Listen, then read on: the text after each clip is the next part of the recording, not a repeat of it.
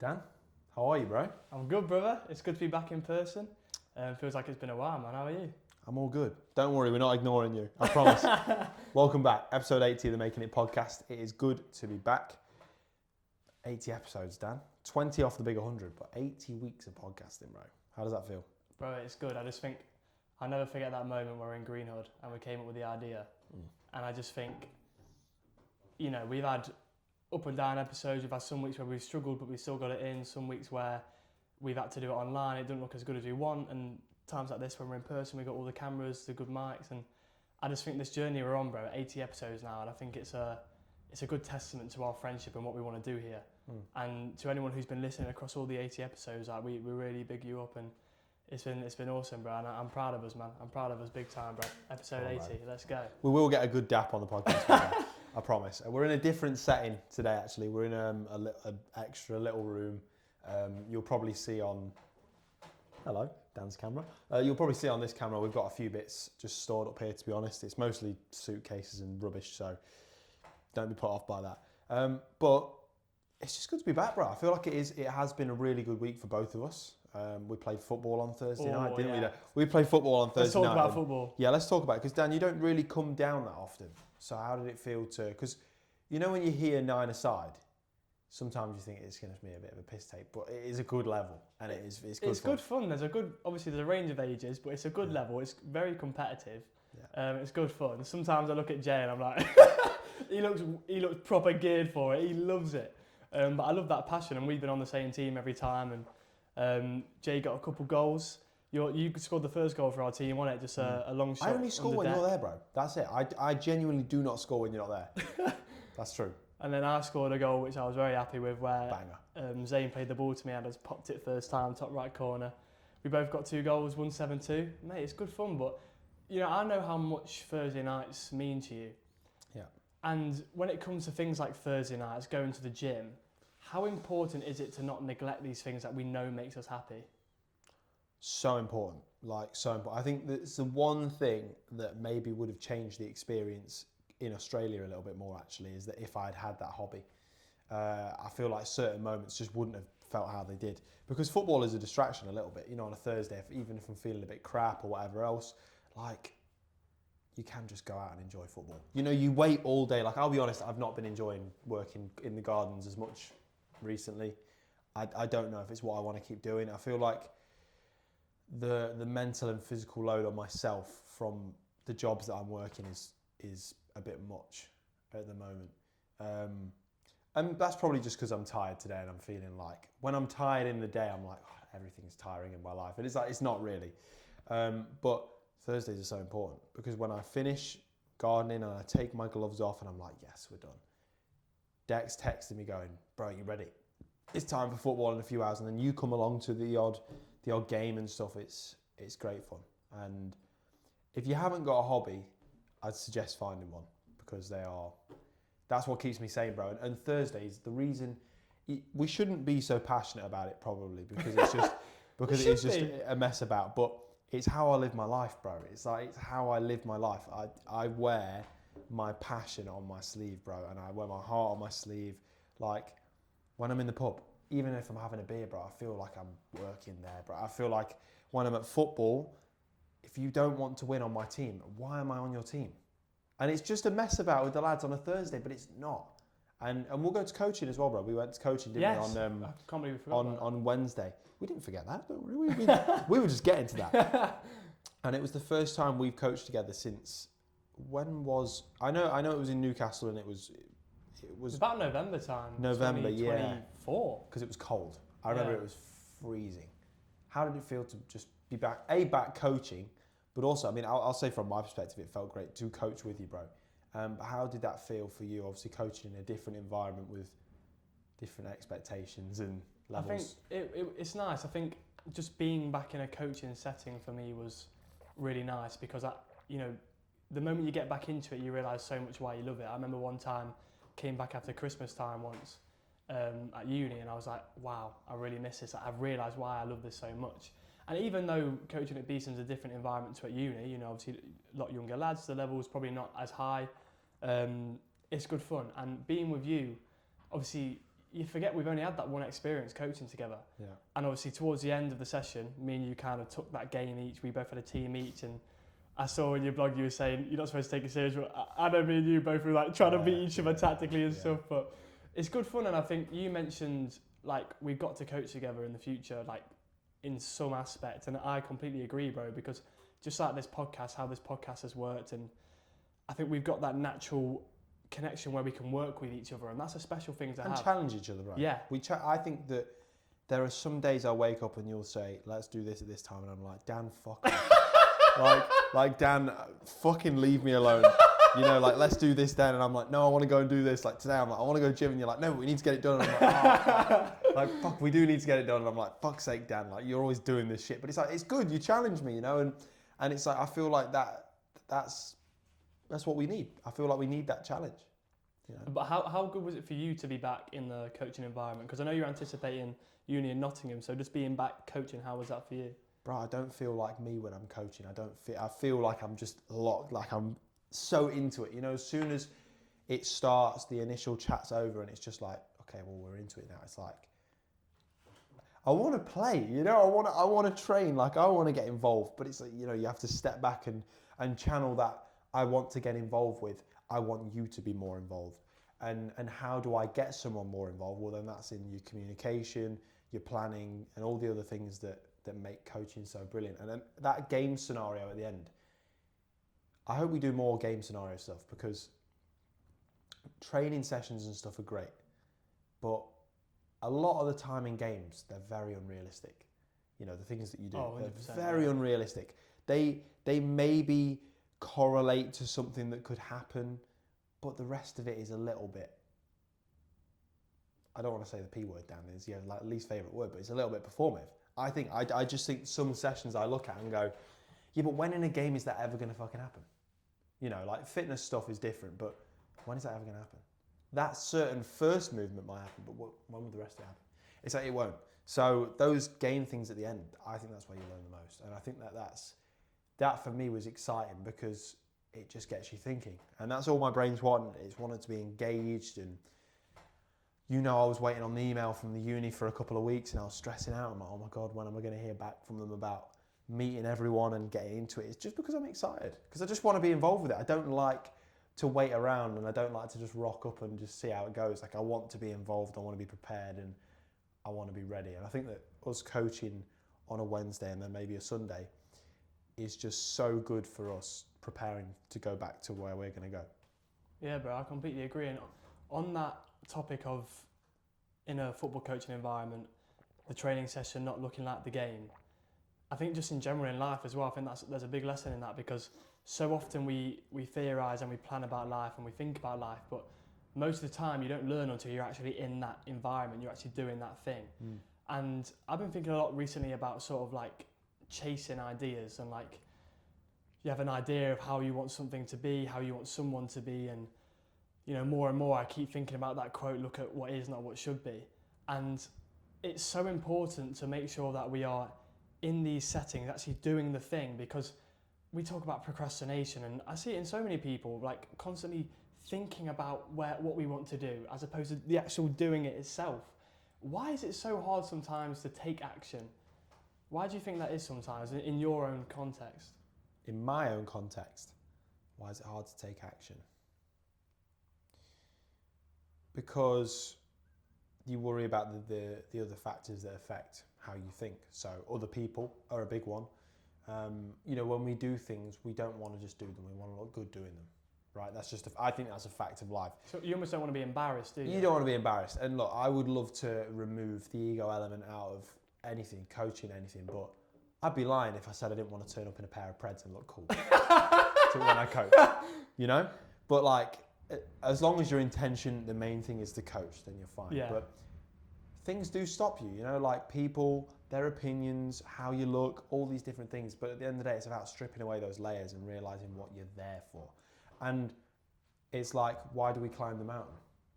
Do we climb the mountain to be seen by the world, or do we climb the mountain to see the world? Do you know, and that's, we've mentioned that on the podcast before. I remember you mentioned it, and it came on my phone the other day, and I was like, that's so true. Why are you climbing the mountain, bro? Why are you climbing the mountain? And funny enough, Matthew McConaughey said that once, didn't he? He said, "What is your success? Like, what is your mountain?" And I think for me, why am I climbing the mountain? You know, I think there always will be that element of how are other people perceiving you, because you do want people to perceive you well. I want you to perceive me well, my parents. But why I'm actually climbing that mountain is because I want to do something good. I want to make an impact on people. And we spoke about truth in a recent episode about feeling like we need people to know what the truth is. But if you know what that is, if you know who you are, you know what you're doing, it's for yourself and those real people you want to make an impact on, not for the look of it, not for the image. It's so much more powerful. And I saw a quote that Yusuf, shout out Yusuf, he put on his story, and it was I Show Speed. His first video was I took a shower, and then it's him in the World Cup opening ceremony, and it was like, make the thing exist first, and then make it good later. And I think that's so important. And I think you look at, I know just start. Just start. And I know I mentioned the geezer every week, Chris Williamson. If you look at some of his old podcast episodes, just in a setting like this, you look at some of them now. He's got this cinematic field of where Matthew McConaughey was acting once in a film, and just make the thing exist first. And that's why I brought up the taking action, because we do procrastinate. We want the thing to look so good straight away, but you've got to make it exist first. And I think that's the important thing. Plant the seed. And I was going to say, on topic of the mountain,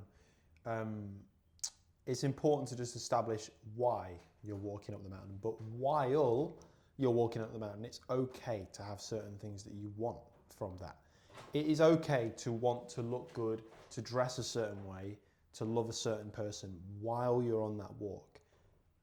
But the most important thing is why you're walking up. And it's important you don't confuse them. So that's my why and my why-all. So why are you walking up the mountain? What's your reason? Because I want to be the best version of me, bro. I've always known that I have an innate ability to do things that I put my mind to well. Every time. I can smash it, bro. I know I can. I feel like there's been one work environment where I've walked into and it hasn't worked out, and that still hurts me now. It annoys me now because I wanted to leave there having done well. It's like with football, bro. Even when I stopped playing for Attenborough at 18, I didn't want to just not play and just get worse. I wanted to keep going. I wanted to get better. I thought, why are you not giving me a chance? Why are you not giving me a chance? That's your loss. I'm going to keep going and playing. And I think that now if I play, bro, I'm going to be without a doubt better.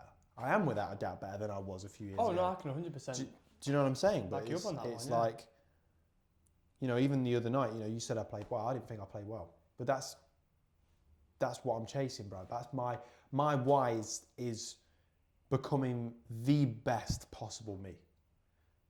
However that may be. It's not about thinking about my potential, it's about achieving it, bro. And I'm in, no doubt that there's things I do every day that detriments that. We all do stupid shit. But I am putting my mind to and my actions to become the best I possibly can. Yeah, I love that. And I feel like I really answered your question on why I'm climbing up the mountain. I mentioned about an impact on others, but I think for me as well, it's like all these ideas I have and things I want to do, I want to see them come into fruition. Like I don't want these things to not happen, minimising that future regret. And I've always said I want to be as much of myself as possible, as authentic to myself and what I want my life to be like as possible. Because I feel like as soon as you start hiding from that, you're just not as happy. And just that journey of being yourself and doing the things you really want to do and not holding yourself back. I think it's so important. Being yourself, for you, how hard can that be at times, being yourself? Because it's such an easy thing to say, be yourself, but it's not actually easy to do. It's quite a vulnerable thing, being yourself, because that judgment on others. But I commend you, because I think some of the energy you have and your sort of fearless nature of being able to say how you feel and do the things you want, I respect that from you. So how are you yourself like that? Where do you think that comes from, and how can someone else be like that? Because I respect your sort of natural nature of being yourself. I think you're very good at being yourself. I feel like that has come from a long time of being a little bit afraid to be, actually. Do you know what I mean? Like, I would say that I am 100% more authentic than I was at this time last year, because I've gone out for a year and discovered what's my limit. What's my limit? What can I take? What should I take and what shouldn't I take, right? And I discovered that while I was in Australia that I can take some shit. I can take some shit happening to me, but at the same time, draw it back. I had a lot of support from my family. So I'm not someone that was on the fucking streets. You know what I mean? And it's important that you recognise that you've done good things and that you've had tough moments, but you've had a lot of support. So I'm very lucky. So my family, I owe a lot to them, and my friends, obviously. But I would say the reason people struggle to be themselves is because of the fear, because of the expectation put on them by other people they allow to put expectation on them. By that I mean, you every day allow someone to put an expectation on you because it makes you feel good. You want to be relied on, you want to be counted on. But you don't want someone to think, oh, he's going to do this, or he's not going to do that. You don't like that. And in my opinion, you can't pick and choose your expectations that people can put on you. The only person you should have expectations for is yourself. And that is it.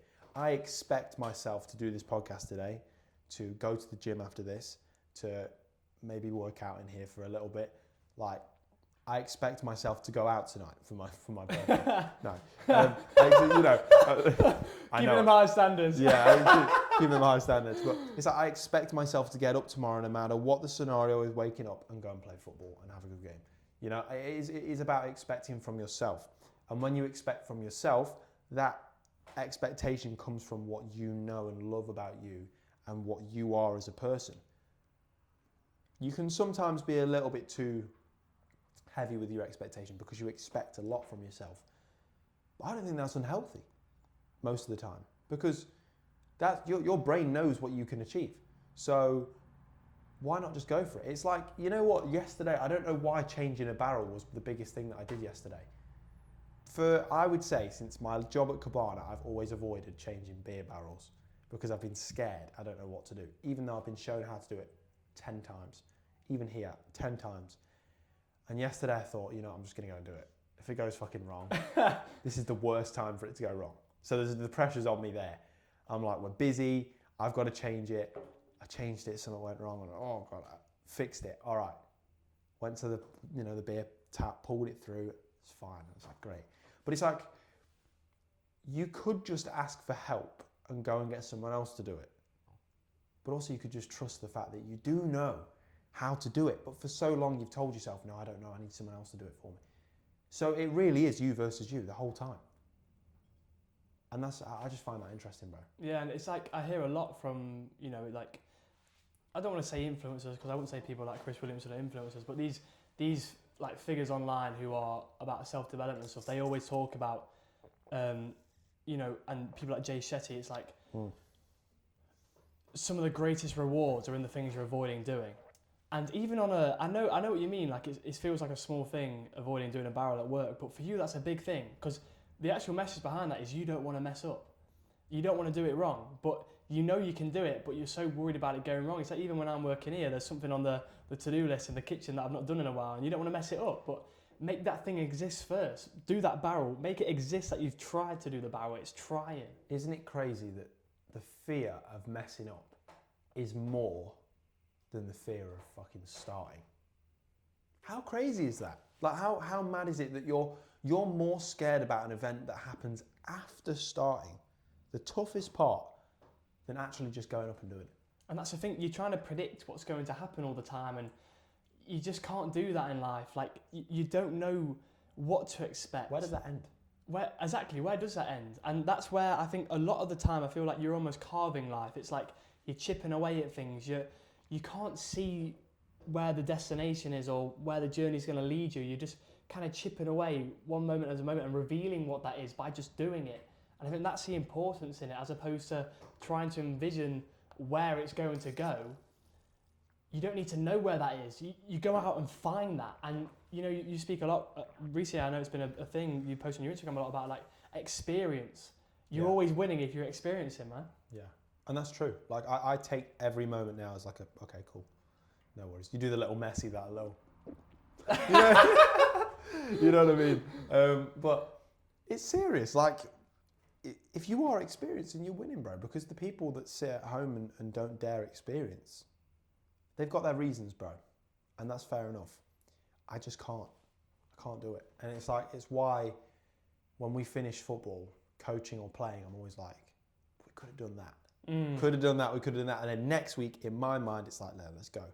I wait eagerly for every Thursday. I jump in Deck's car and I'm like, yes, come on. Like, I'm just pumped to get on that pitch. And as soon as we're on that pitch, it is the game, bro. And it's like, you know, I always used to think the last 15 minutes of a game were a little bit of a relaxed kind of time.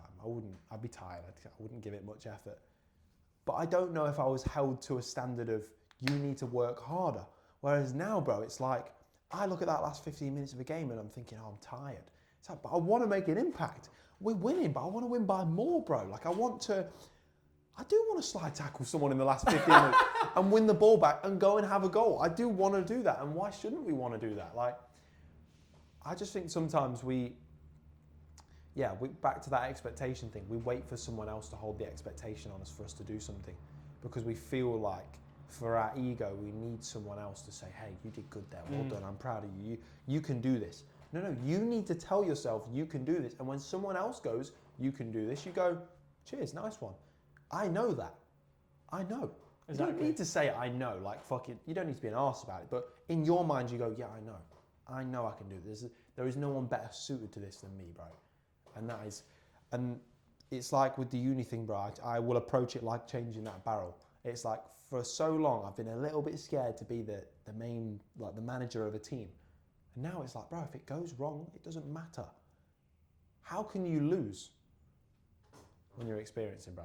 That's the thing, and that's where you are winning. That's where you're gaining by losing, by failing.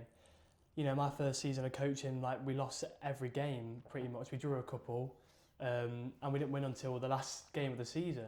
Obviously, the season after was a lot different, but you have to go through those moments to learn. You've got to fail, you've got to mess up, but it's a brave thing to do, to put yourself in those scenarios, because you are in the sort of limelight of that and things are on your shoulders. How do you take those losses though, Dan? How do you, because I think I'd struggle more. I think in your position, I think you dealt with that better than I would have. I think that if I had lost that many games over the season, I'd be a wreck. I think it was tough. I remember this one moment where the other intern, Alex, had took 2 games one day and he managed to win both of them by like 3 or 4 goals. And I remember Michael put a thumbs up to the message, and even just Michael putting a thumbs up to the message, I was like, oh, I wish I had that, like an approval of a win. And it was tough. Like, it wasn't easy, but I knew if you keep going, the best you can do is try your best. And life will have its moments where the things you can't control, we spoke about control the other week, trying to control your life in every scenario. There are going to be things you can't control, but the things you can, remain resilient in those things, keep going at those things. And I think what got me through that was the fact that I was loving every moment still. I was still excited every week. As much as I was gutted after the game when it was another loss and it was heavy. I remember this one time coming back from Hull, 3-hour coach journey, I had a banging headache, I was just knackered and I was just so done. I was like, that was the game to get a result, and I was like, oh my days. But it was so worth it at the end. When we won and I went for food with my granddad, I went out with the lads after, we were singing karaoke. That's what that moment was waiting for. And it's tough, but that resilience of getting through something, but that's when you love it, it makes a difference. And I know you shared a quote in your blog this week about the one who's in love always wins, and I think that's true. So good. Because win or lose, you're still in love with the thing you're doing. Yeah. And it's hard to find those things in your life sometimes, but if you have got something in your life that's like that, keep hold of it and don't neglect it, because you feel so alive. What a quote as well. The one who's in love always wins, and he said, the sun doesn't expect gratitude from the grass just for giving it some rays. It just keeps shining. And I was like, wow. It's like, but that's it. It's, you know, when you're coaching and you help a kid, like, you don't expect the kid to come and said to you, like, you don't expect the kid to come and give you some advice on life. Like, hey, that was a good challenge, but I'd do this. Yeah, no worries. So anyway, when it comes to paying your mortgage this month, I'd recommend like going for this loan instead. It's like, no one does that. It's you help someone and you do what you do passionately because you love it and you love to spread the love of your passion to other people. And that's good enough. And that's a win for you. So I love that. And this is a quote that I came up with this week. And I need to try and make sure I remember it off by heart because it's on that phone. And it was, don't look to the past for what you miss, but for what you once always wanted. And I feel like that's important, bro, because when we look back on the past, and I've been doing it a lot this week with Australia, it's like, you look at what you miss. You know, I miss my friends, who I would consider, you know, family, you know, in that time. I miss the places, I miss the culture, you know, I don't miss the price of beers, but I miss the place, you know, I miss what was my life for 1/20th of my life. You know, it's a long time. A year out for your 20 years is a long time. And there's a lot of development. But then I also remember when all I wanted was to go and travel. And then I remember when I got to Australia, all I wanted was friends. And then I remember when I got friends, all I wanted was a job. And then when I got a job, all I wanted was to go and see more shit. And then when I went and saw more shit, I was like, this is what I always wanted. So don't look for what you miss. Look for what you always wanted. I love that, bro. And when you mentioned about the keep shining thing, I think sometimes we can give because we want to receive something back. But there's something so much powerful in giving and loving just because you want to. And look, it's great when you get someone come up to you and be like, oh, I really appreciated that. It's nice. It's a good reassurance, but you're not doing it for that. And I think that's so important. I like that about the keep shining. There's something powerful in that, brother. Love to love. That's it. I don't know what this episode's going to be called. Maybe the mountain. We spoke about a lot of different things, man. Maybe the mountain, maybe expectation. It could be anything. But thank you for listening. Episode of the Making It podcast, episode number 80. Wow. 80 episodes in, bro. That was good, man. Thank I really you so enjoyed much. that, bro. Love you, bro. And we'll be back every Tuesday, 10 in the morning. Do not miss it. Otherwise, you are a bumper clock. Don't miss it. Have a great week. See you soon. Take it easy. Cheers. Thank you.